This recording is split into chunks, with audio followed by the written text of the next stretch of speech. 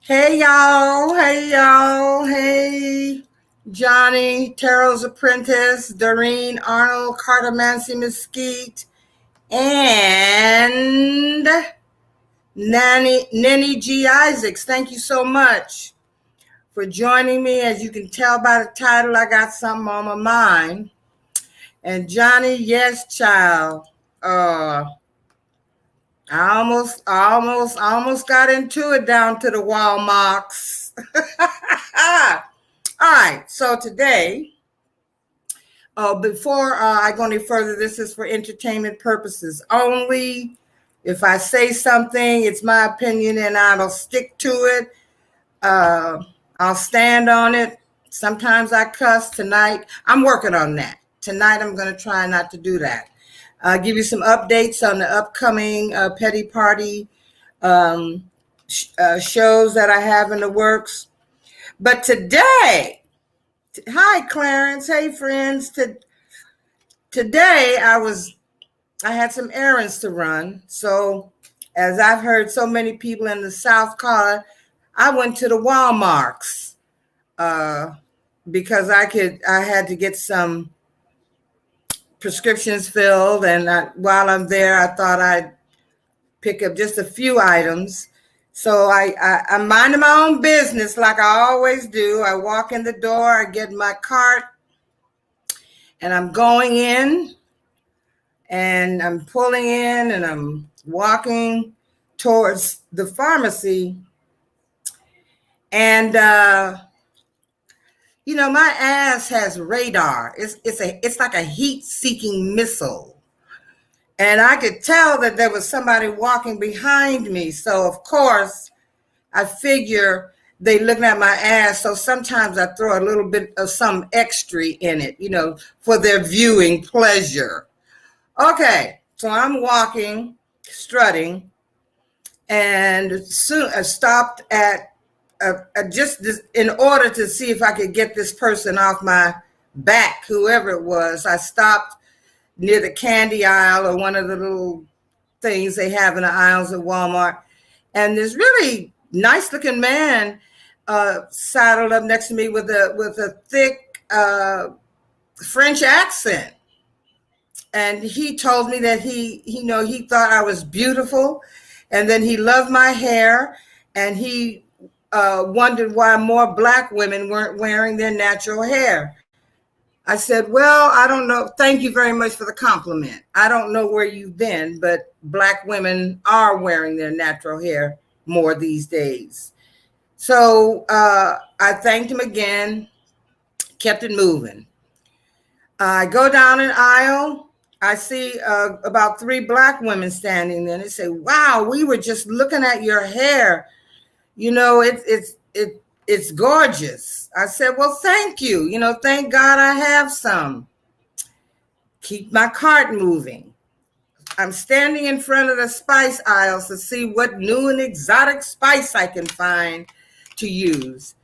And as I'm standing there, going through, looking to see what was on offer, this white woman came up to me and she said, oh, I'm just admiring your hair. It's beautiful. I wish my hair would do that.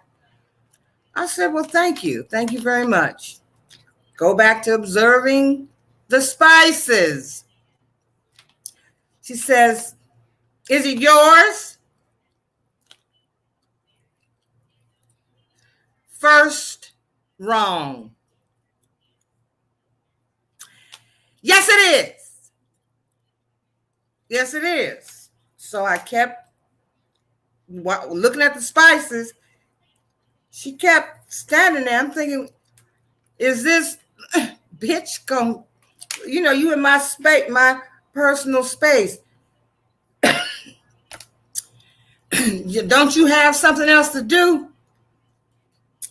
Then she says, may I touch it? I said, no. No, you can't. You can't touch it. Well, why not?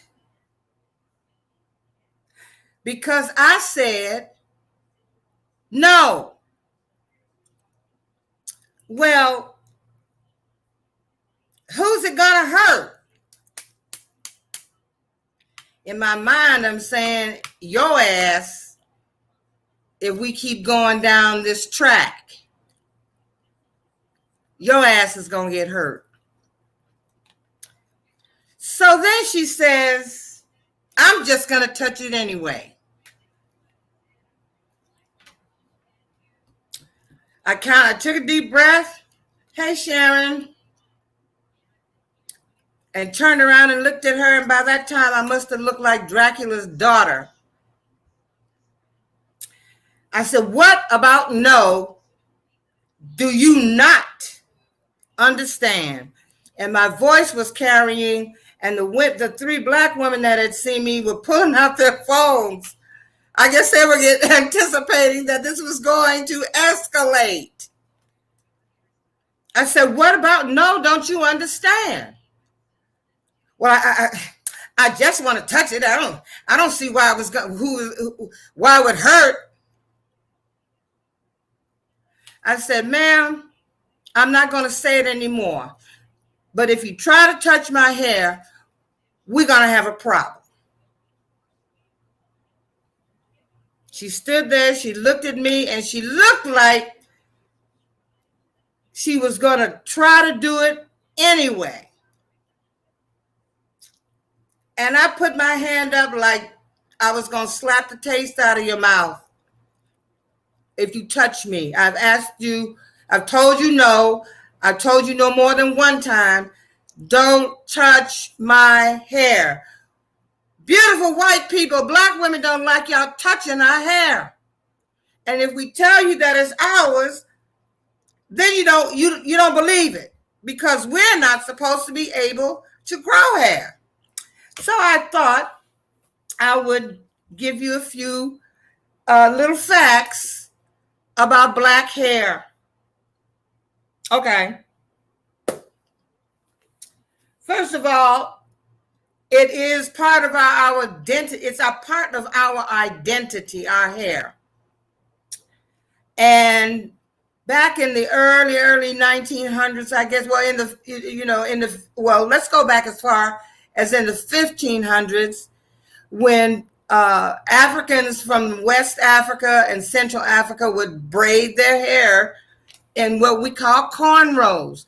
Now, people have thought that it came out of Colombia, South America, from the slaves who were working in the cane fields, because we weren't allowed to learn how to read or anything. So we would cornrow our hair. Then someone by the name of Banco Biojo suggested that the women begin cornrowing their hair to send messages. So the cornrows and the patterns represented the cane fields. If it had curves in the braids, it represented roads or water. And the messages would be about how we going to get out of this motherfucker, how we going to escape. Not only did the cornrows carry messages in them, as did the songs that were sung in the fields. They were coded messages telling people where they were going to meet, how they talk about their escape plan. So they would they would braid their hair with seeds in their hair, so that when they escaped, they could plant crops so they could eat. They would braid pieces of gold in their hair. Now, when they came here initially, the slave masters wanted them to take the braids out and try to give them a more European look. And then, just as now, the light-skinned black women were considered with the straight hair or straighter hair were considered more beautiful than the dark-skinned women who had hair like this. nappy hair. So that led to Black women wanting to adapt to get a more European look. That led to, Madam C.J. Walker, who invented these. She's the first Black millionaire in this country through her hair products, her salves. We would her creams. We would press our hair to make it straight. And do finger waves of Marcel's and straighten it out and make braids and buns and stuff, because we wanted to achieve that look, that straight-haired look. Later on, there came perms. Now, in the early, I want to say, 70s and 80s, I don't know that there were many Black perms on the market. There was nothing like a chemical straightener on the market for our hair. And then a company that brought out a bunch of pink products began to manufacture. They had a pink oil. They had a line of hair care products, because our hair is naturally dry. So we have to grease our scalps. We have to keep our scalps lubricated and get it out from the scalp onto the hair so that it stays moisturized. I had a crisis when I was a little girl, because I noticed all the light-skinned girls and boys, and I thought they were beautiful. I thought they were gorgeous. And they had the good hair. And so one of my friends said, if you sit in a tub of water as hot as you can get it, you can make yourself light skinned. I filed that away. I wasn't a real social kid. I enjoyed my alone time. I like to swing and sing my songs, or I would go find a place in the sun and spread my dresses out and sing the whole play period, because I didn't like to run. I didn't like to get my socks and shoes dirty. Boys chase the girl was a dumbass game to me. Beside that, I didn't like the way they smelled. I just enjoyed being alone. And one day I was on a swing, and I was not bothering anybody. And all of a sudden, as I'm descending on the swing, somebody's grabbed the chain and stopped me. And this white boy says, "Get off that swing, you chocolate bar." And he didn't say chocolate bar like he dug chocolate. Now, I was pissed because he interrupted my groove. I wasn't bothering you. I was swing. So before I got off, I thought about it. Before I got off the swing, I punched him in his eye. And then I ran. I ran to the playground monitor. Her name was Mrs. Roberta Smith. And I was out of breath, and I was sweating a little bit. And I liked Mrs. Smith. She was nice. I liked being in her class. And I told her I wasn't feeling well. So because I had worked up a sweat, and I'm thinking this boy might come after me too, I said I didn't feel well. She said, "Well, we can go inside and you can put your head down on your desk and you can cool off." So I got my head down on my desk, and I'm thinking, chocolate bar. I'm looking at my hands. Chocolate. Ooh. Then this evil bitch named Mrs. Bailey. Mrs. Bailey was a blonde lady, and she sounded like she came out the womb smoking cigarettes and drinking bourbon. She had one of them deep, raspy, nasty voices. And she made a crack like, "What's the matter with the brown child?" Oh my God, I was devastated. So I thought about this all the way home. Well, yeah, Adrian, he he did bear the scar because I hit him hard enough to leave a bruise on his eye. He didn't tell nobody how he got it, and he didn't come after me anymore. But I went home and I was just burdened, chocolate bar, brown girl. And all the light skin, my first crush was on this handsome light skinned boy. Life hasn't been kind to him. I'm not going to mention his name because my God. Anyway, I went home, and the first thing we had to do when we got home was that you had to get out of your school clothes, put on your play clothes, and go in and wash up. So I figured on this day, I was going to make a change. I was going to turn the water on. I remember what Marjorie said. If you put the water on as hot as you can stand it, you can scrub your skin till it's light. And then I thought, well, you know what? I saw some Comet. I said, I'm going to sprinkle some Comet on my hand, and I'm going to scrub. So I began to scrub. And in my house, my mother and father and them talked about playing in the water. You just couldn't do that. I don't know why, but the water was just running. It was hot. It was burning. And I was rubbing that Comet in, and it was beginning to make my skin raw. It was stinging. So I could hear my mother coming down the hallway, but I was looking in the mirror at myself. And I noticed my pigtails were dark. They weren't golden. My pigtails didn't blow in the wind, because then when we got our hair washed, we had to sit out on the back porch so that it would dry. Oh, how I hated it. Because that meant we were going to go down to Miss Fat's house, and she was going to have that hot comb on the stove, baby.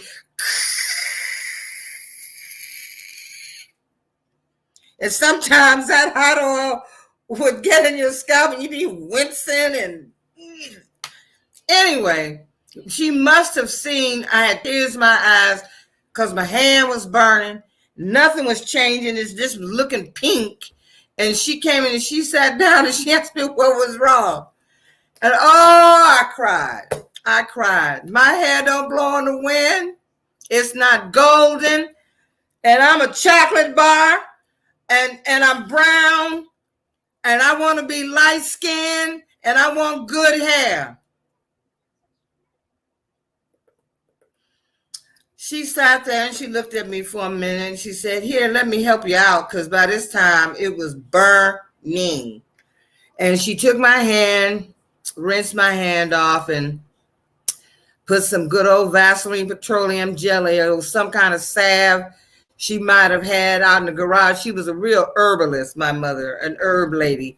And child, when she went to reach for one of them jars that she had out there that had been fermenting or whatever it was doing, it was like, it was scary. But we never got sick. So she dressed my hand. And she said, come on. And my favorite popsicle to this day is the cherry popsicle. You know, she wiped my face off and asked me if I wanted a popsicle. And I said, yeah. And I'm just, I'm just broken down. And my mother and father were great gardeners, vegetables. They could grow anything. And they always had beautiful flowers in their yard. And they always got awards for the beauty that they had surrounded our home with. And so she walked me around and she said, I want, come on out here and help me with the flowers. Okay. I'm a little bit happier because I have my cherry popsicle now. So we started walking and she started playing with the flowers and she was saying, look at these pretty flowers.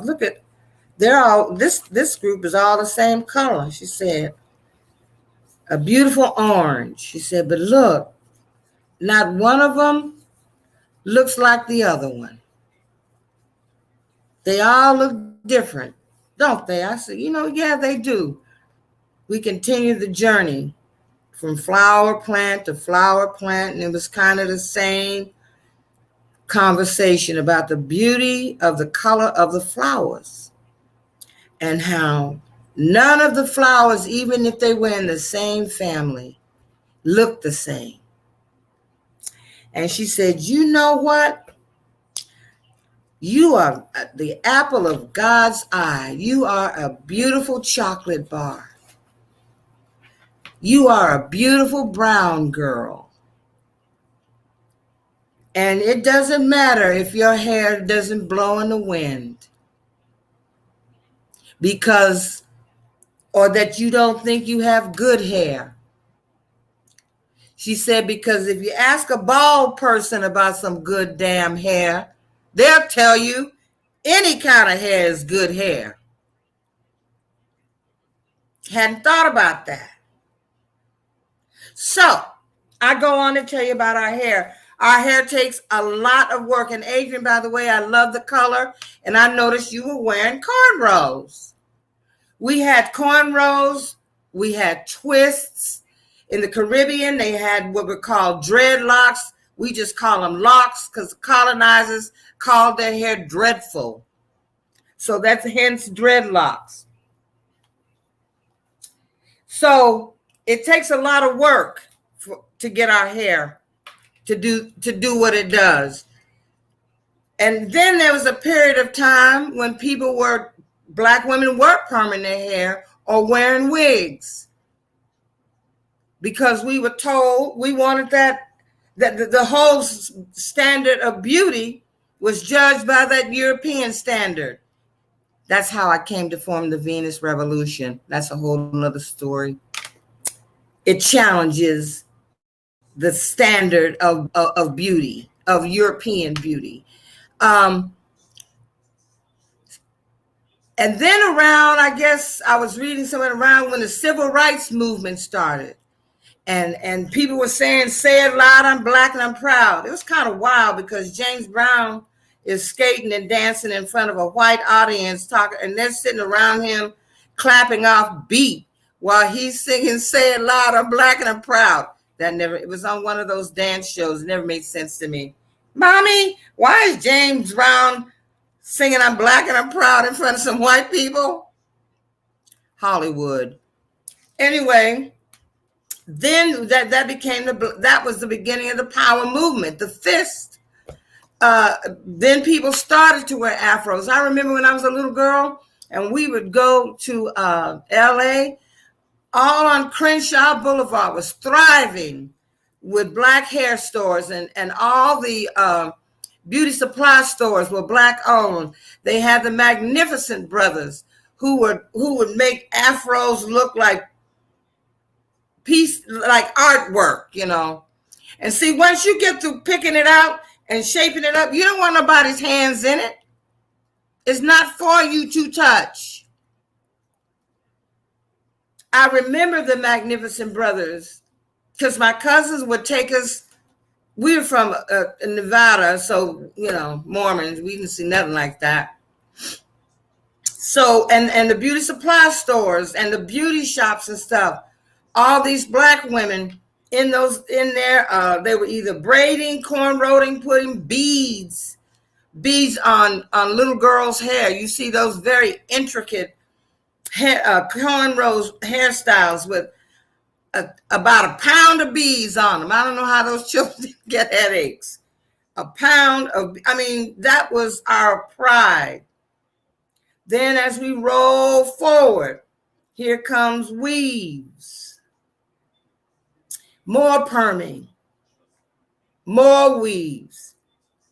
The beauty of a black woman's hair, and this is not just African Americans. If you go to Africa, there are more sisters over there wearing weaves and perming their hair than here in America.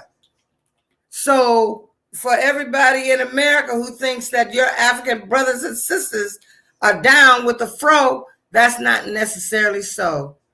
We can put a perm on our hair and make it straight, or we can cornrow it, or we can strip the color out of it and become a blonde. I don't like that cornflake blonde thing because once you strip the color out of it, it dries the hair. because you got to put a blonde thing on top of it. It's a mess. It's more trouble than anybody wants to go through. But this is our identity. This is part of our identity. This is part of our pride. Just like our body shapes, our curves. That's an African thing.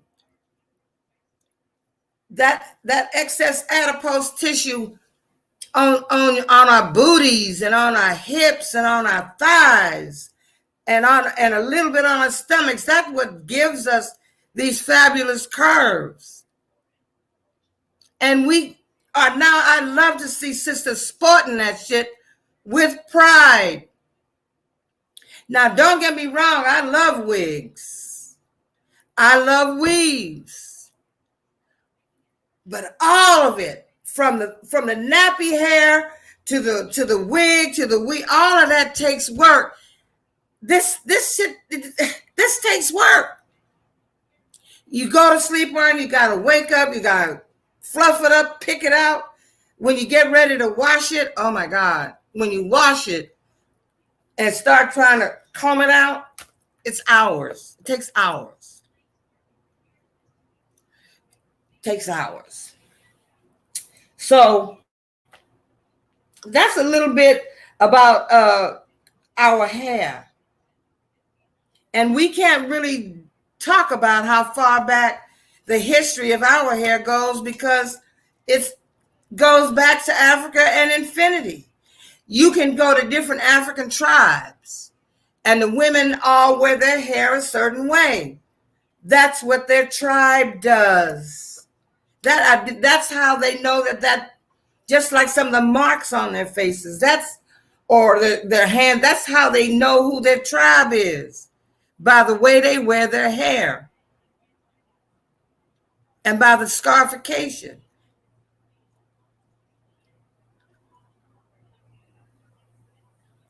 I'm a proud, unapologetic, sexy ass, functioning voluptuary. I love being a Black woman. There was a time when I didn't like having the ass I got. There was a time when I would be embarrassed if I was walking somewhere and I saw somebody standing on the corner, a bunch of men, I would cross over and walk down the other side of the street. I wouldn't go into a crowded room. If the people were, I went to a party or something, I would hang outside and wait till everybody was up doing something before I would walk and try to find a seat. We have been made to be ashamed of our beauty, of our culture, of all of our magnificence. And yet, so many people want what we have. We're not blow-up dolls. I remember a lovely cosmetic surgeon asked me if I had gotten work done on my ass because he liked it. And he's known for that Brazilian butt lift. I said, this is God's work. When I was a little girl, I wanted my blouse to poke out in the front like the big girls and stick out in the back like the big girls. I wanted my booty to stick out in a skirt and in my blouses. And that's answered prayer. The Lord delivers spades. Before I go any further, I want to say I really enjoyed the video tonight with Jody and Adrian and Johnny. It was absolutely beautiful. I learned some things tonight, especially the difference between music and shamanic sounds, the difference. It was really, you guys really did a wonderful job, and I hope that you continue to take us down that, just to help us do that, because it is calming. And it is healing. Sound itself is healing, which is why for a week or so, I told you in my last video, I didn't use any electronics. I lit every candle that I had and I went into the silence. I didn't want to see the television or the news. I didn't want to talk on the telephone. I didn't want to do any of that. Now, I know I started out talking about black hair. It's just a warning, y'all. Today it could have gone real left on me because I wasn't feeling Miss Honey, Miss Potential Karen. I don't want you to touch my hair. So word. If you ask a black woman if you can touch her hair and she says no, she means no. Don't go there. And I know that it had to be the look in my face and my hand raised like you can try if you want to. I wasn't trying to be on the internet though, but my sisters had my back. They were standing there just in case they had something they could put on the internet. I appreciate you ladies, but there was nothing to see there. She was just being ornery and thinking that just because she wanted to do something, it was okay for her to get all up in my business. We don't like that.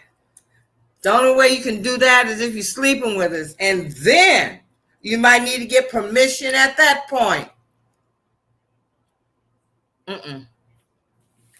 So that was my, and it ended really on a very beautiful note because as I was leaving, my darling Frenchman was once again behind me, and he walked up beside me, and I kind of had my head down. I was just kind of rubbing my head like this. It wasn't for any particular reason. I was just rubbing my forehead, and he asked me if I was all right, and I said yes. I'm just waiting for a lift. He said, "Well, I can give you a lift."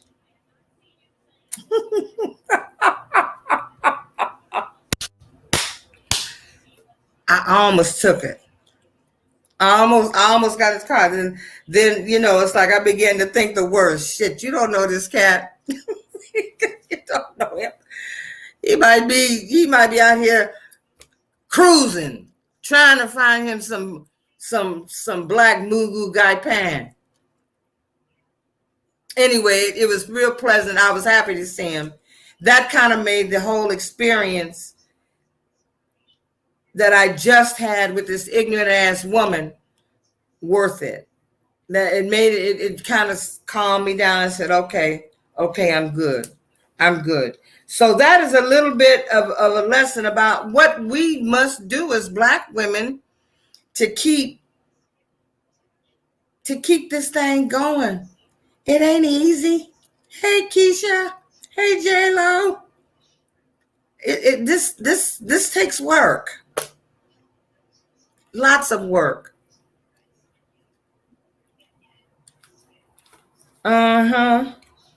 So I had a few things I wanted to talk about, but I think I'll pull an oracle card. I was thinking today about how delighted I am that they coming after Kavanaugh's ass. Because, see, I got kicked off Twitter for breaking the rules, I guess, for being a terrorist or something, because I would tweet once or twice a week that I believe Dr. Ford, Christine Blasey Ford, and on a couple of those tweets, I sent them right to his ass. So that was probably the reason they asked my ass to leave forever. But I'm glad to know that, I mean, it's just exciting to me because I don't know if y'all know about Elie Mysel. He has a paper that he writes. I think it's called the Law Review or something, where he speaks about, he's the guy that goes on MSNBC who looks like a Q-tip. He's got a big white afro, and he speaks really fast. He gets really excited. He went on to say that Chris Wray was a college classmate of Kavanaugh's.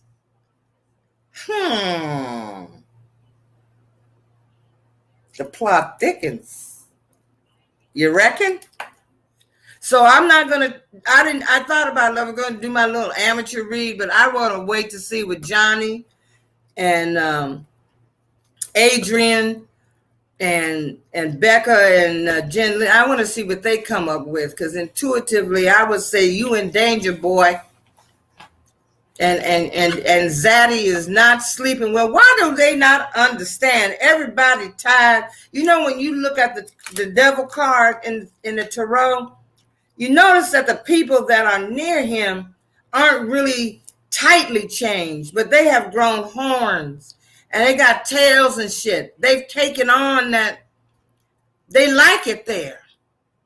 They could leave if they want, but they like it there. And it seems to me that people would get it.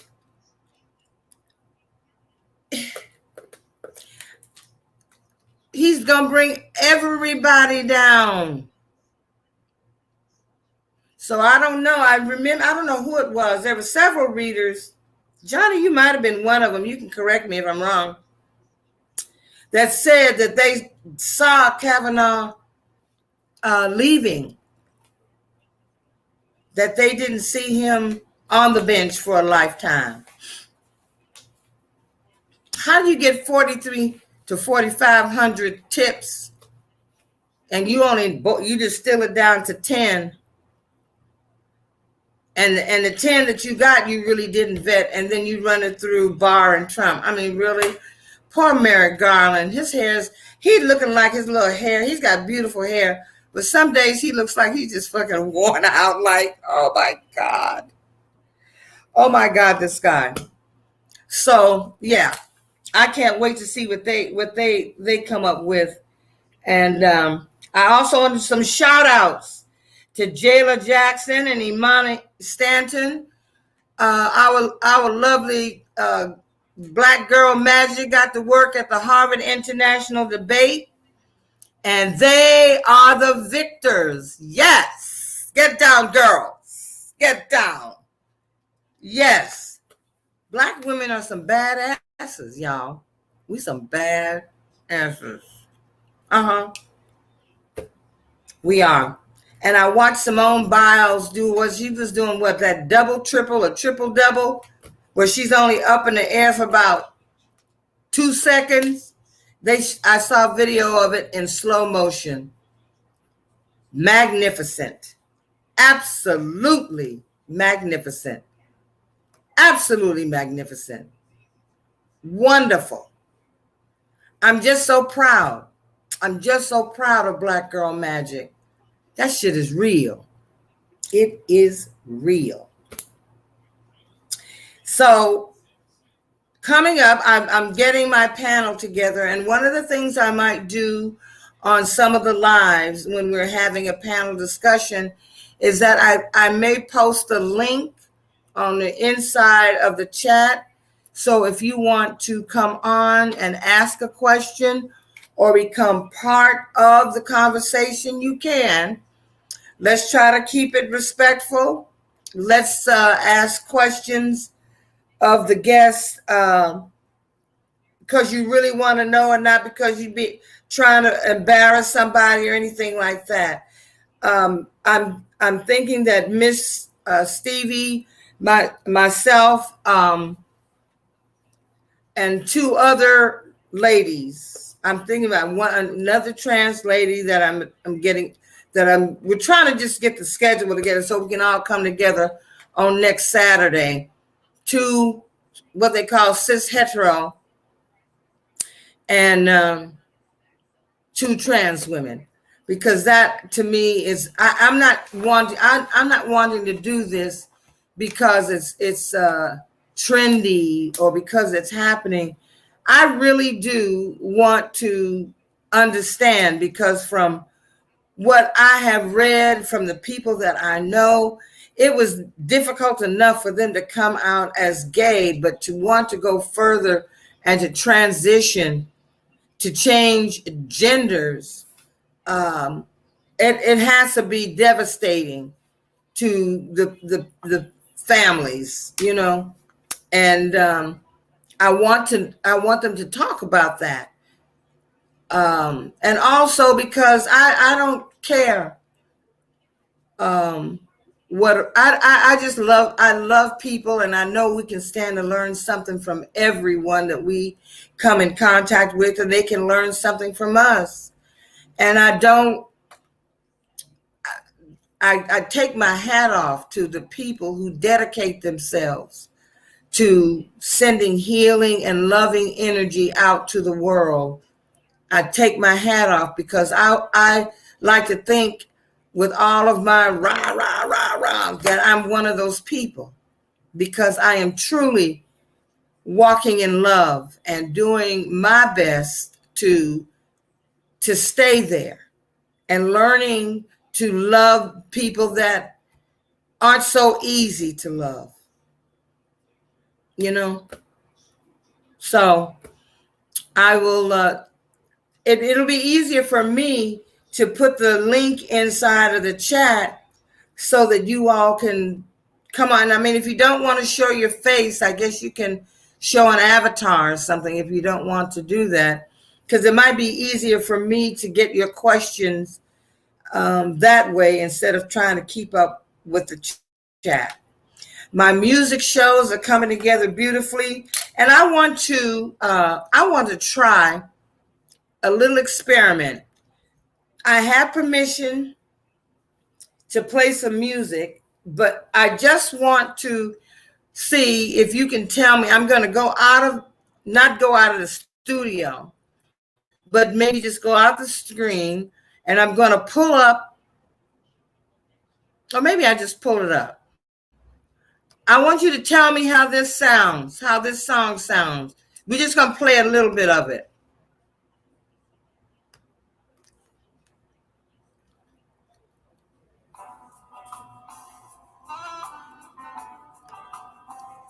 How does that sound? Does it sound weird?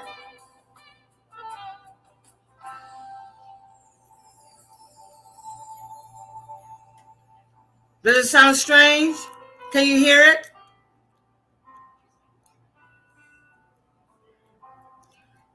Well, anybody's saying nothing, so I guess you can't hear it. Does it sound strange? Hello? She could. Did you hear the music? I only played a little bit of it.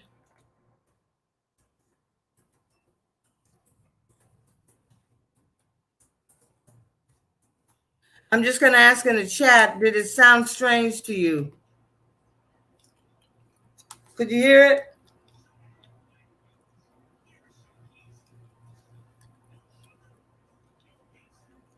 Okay, I don't know. Can you hear me? Can y'all hear me? Hello, hello, hello, hello. Can you hear me?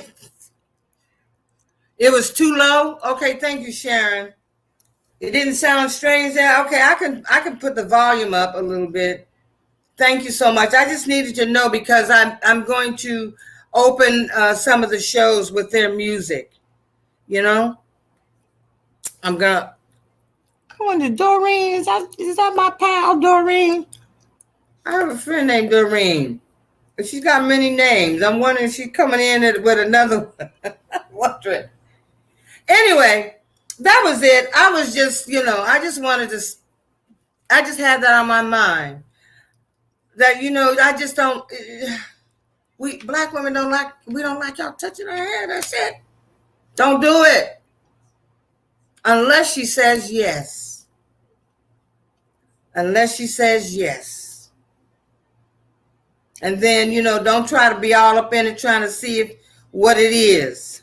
But all the women I know, they don't want you going anywhere near their hair for any reason. Make your compliment and keep the shit moving. I will be on next week because I just got a text that looks like we may have a go with Miss Stevie. Let's see if there's anything else I'm in my notes. Y'all be sure to tune in to Tarot's Apprentice. Becca and Jen Lynn, I think he said it's on Jen Lynn's channel tomorrow. And submit your questions on their community tabs. And go to Red Lentil Healing. Let me tell you something. There's something wonderful about a healer, a shaman, a Reiki master who puts these Odessa, White Queen of HIV. You say you're sick of living, you want to die. No, girl. We have to see the beauty in the day. And as long as there is breath in your lungs, you have to. Yes, Sunday night, questions on their community page. They probably are already asking. I was talking about going to Red Lentil Healing and getting her products because they do what they say they're going to do. Odessa, White Queen of HIV, your boyfriend just broke up with you. Well, then I would say that is your boyfriend's loss, not yours. Not yours.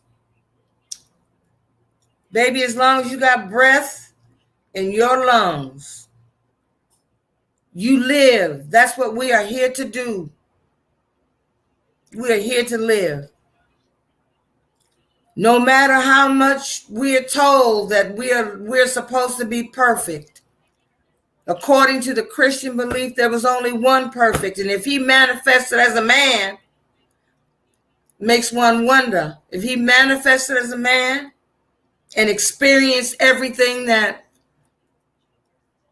we do, we don't know what, we're listening to the stories that are told. And you're saying you're pregnant with it, girl, you got every reason to live. You got every reason to live. So you take care of yourself.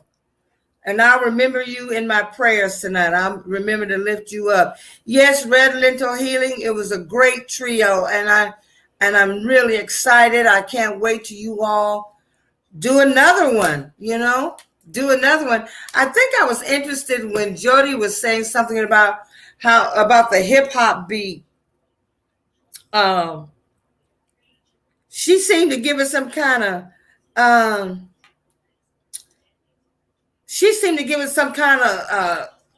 don't know. I think I was sort of disagreeing, like, the hip hoppers ain't getting the message.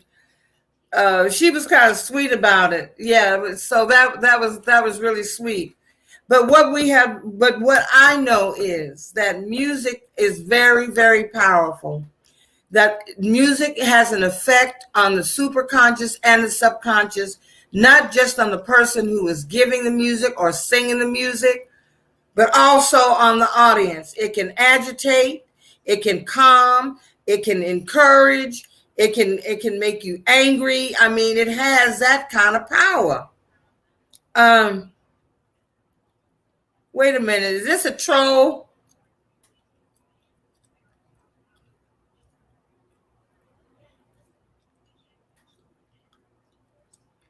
I don't know what to say.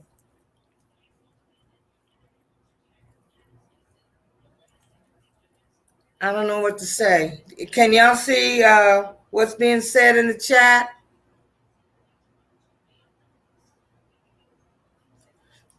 We're going to send you some. We're just going to send you some love. That's what we're going to do. And you might be tired. When you're tired, you go to sleep. You may have had a tough time. We've all had. This last year was not. You only see yours? Does anyone else see Odessa, White Queen of HIV in the chat?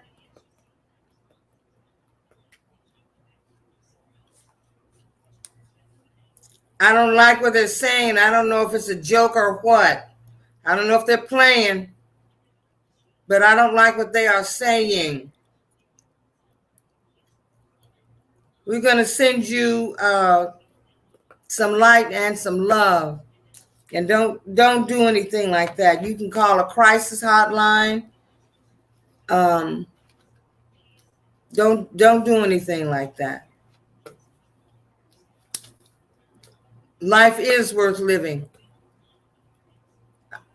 No matter how tired you may be.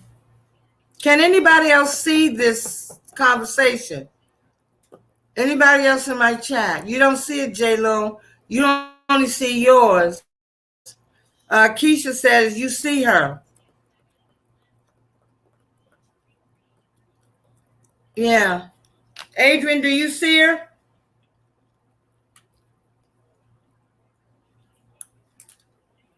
J-Lo doesn't see her. I was asking Adrian if she saw this conversation.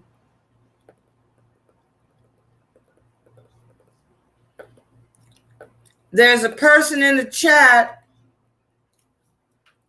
who says that they are tired, they are pregnant, they're tired of living, they want to die.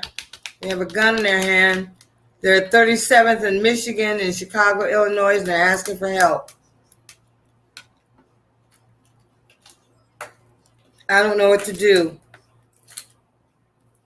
I don't know what to do. But we are sending you some prayers and we're sending you some love and encouraging you not to do that. Don't do that. And perhaps a baby in your life, someone who will give you unconditional love, is what you need. We're going to say good night. I will see you all during the week.